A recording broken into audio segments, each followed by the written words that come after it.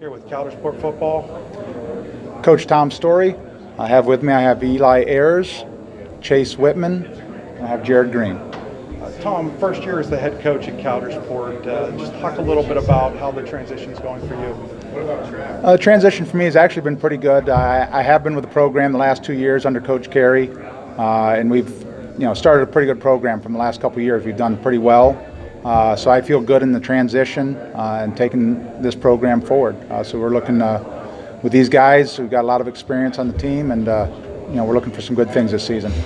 Eli, how has it been to have a new coach? I know that's not always the easiest, but is it easier when the guy's already been there a little bit? Yeah, it's definitely easier. You already feel like you know him pretty well. It's just the same as every other coaching change. You just get through it. Chase, what are the goals of Coudersport Football this year?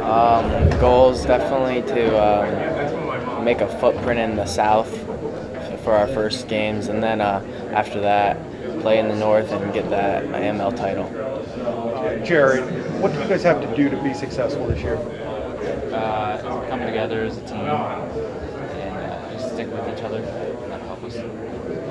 Tom, what is going to be your offensive philosophy? It's going to be a little bit of everything. I know I grew up under Coach Simcoe many years ago, and I learned through the time that he took the players he had and he made his team around that. I know back in the days, it was all about running. But we got Jared who can do both. He can throw, he can run. We got some running backs. We got a line that'll be able to do both protection and open some holes up for us. So looking a little bit of everything hopefully this year. We should be able to come at them from both ways. Chase, what do you guys have to do defensively to tighten things up?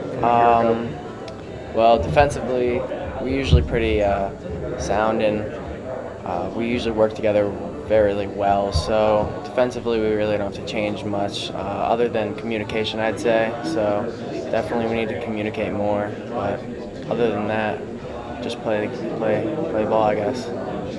Every football team, it's important to stay healthy, Jared, but you guys don't necessarily have the numbers that maybe like a bigger school has. Are there things that you guys can do? I mean, obviously bumps and bruises can happen in the middle of a long football season, but are there things that you guys can do to maybe keep some of the other types of injuries, the hamstrings, those types of things to a minimum? Keep stretching, emphasis on stretching before and after, and recover after the games and practices. That'll be a big thing. Tom, it seems like you might have had a discussion with these guys about some of that. No, actually, yeah, it's one of the big things. I mean, all teams worry about. We've had some injuries the last couple of years, and one of the big things, I know it's a word we don't like throwing out there, but concussions. And through my time and all the things I've done, that's a couple of things I've always looked at. And some of the programs I've worked with is, you want to limit the concussions. I think that's a neck issue. I think that's something that's a year-round thing to help stop having.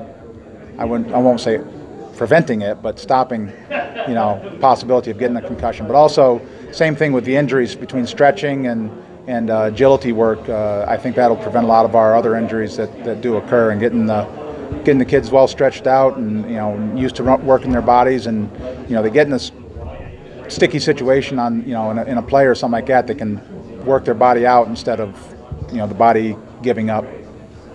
Chase, when you look at the AML North, realistic for almost anybody to come out of it, do you feel like it's maybe something you guys can do? Yeah, definitely. I see us going in the AML North and succeeding. So I feel like we can go through there and not say walk through, but I feel like our main priority is definitely our South games, and then going to the North. But definitely take it big game by game, I'd say.